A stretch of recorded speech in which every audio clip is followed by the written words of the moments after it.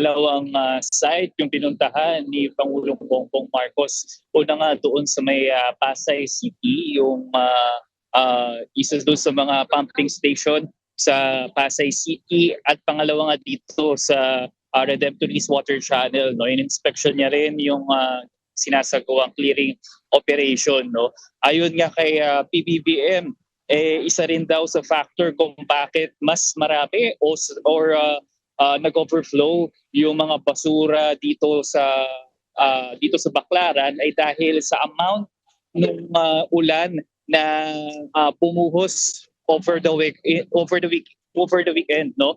At ayon nga kay PBBM, katumbas daw yon ng halos 1 month na ulan, no? Kung susumahin niya raw. Jacob? Sa plano ng Pangulo about landfills and dredging, no, ano ang binanggit niya dito?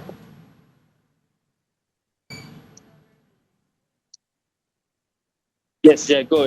Meron nga siyang nabanggit, no, patungkol nga dito sa waste to energy na ongoing daw na plano, no, from kasama ang Department of Energy.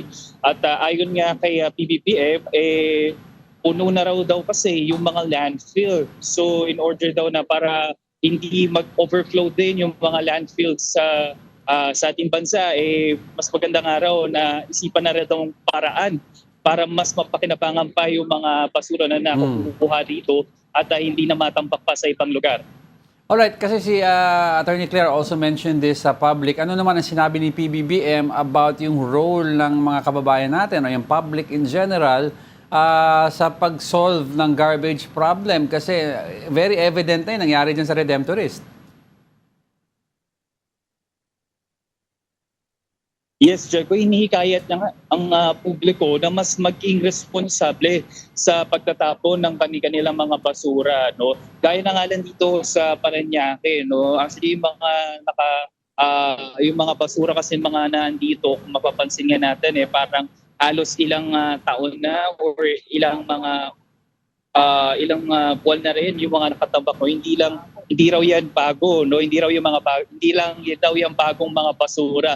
So hinihikayat ng Pangulo na mas maging responsable at magtapon daw talaga sa tamang basurahan kasi darating daw ang panahon niya na katulad nga nito na papalik din sa atin kung ano yung mga tinatapon natin sa mga di tamang basurahan. Yes, Francis, yung mga basura na nakikita natin sa likod mo, although hindi na bago yung basura, pero hindi ganyan kagrabe yung itsura niyan before nagkaroon ng ulan, di ba? So, moving on, ano na ang update with regards to yung clearing operations nila? Kasi meron yung pag-asa may update na baka umulan ulit this week.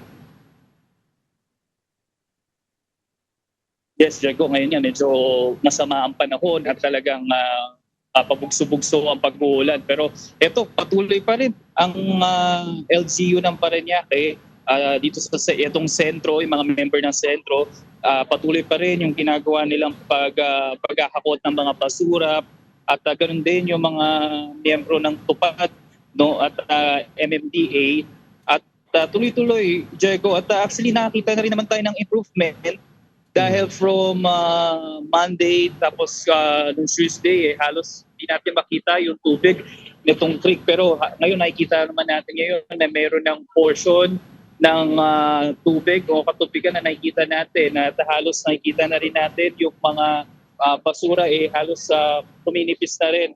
Ayon sa LGU ng Parañaque, itong mga kinukuha na rin nila ng mga basura, ito na yung mga lumulutang o yung hindi katulad ng mga nakaraang araw na yung mga basura kasi nasa ilalim mismo ng tubig, kaya medyo pahirapan yung pagkuha nila at mano-mano rin yung ginagawa nilang pagkuha ng mga basura. So linawin ko lang, Francis, before we go, last question, no? Yung basura is not only floating but there is also heavier trash like bottles and other stuff sa ilalim pa. So that's just the tip of the iceberg. Yes, Diego. Yung mga nasa ilalim ng mga basura na ito kasi lumulutang na lang katulad nito mga styrofoam, mga bote, plastic, pero yung mga nakaraan, no, lalo na kahapon nakakuha sila ng mga troso, yung mga mga naputol na puno at yung iba nga parang first na nakita natin yung appliances, no, or pasintabi, toilet bowl na nakuha nila dito mismo sa ilalim ng creek na to. Wow, sige, toilet bowl. Sige, Francis, well, mag-ingat ka dyan. Keep us updated. Maraming salamat, mobile journalist Francis Rivera.